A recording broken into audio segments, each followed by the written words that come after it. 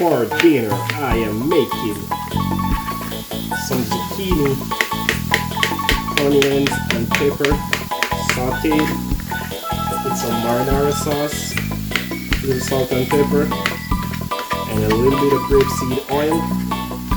I'm gonna saute this for about a minute or two.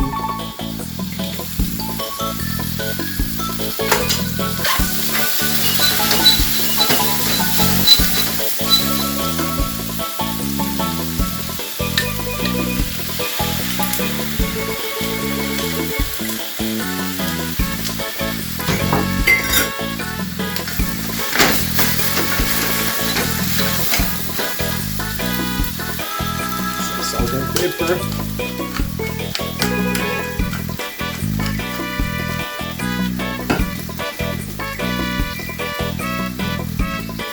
Again.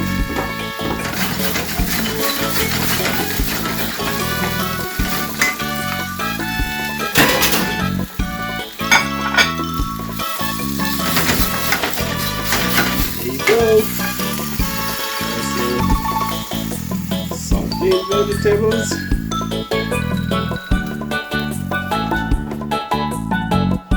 And some roast paper. That is dinner.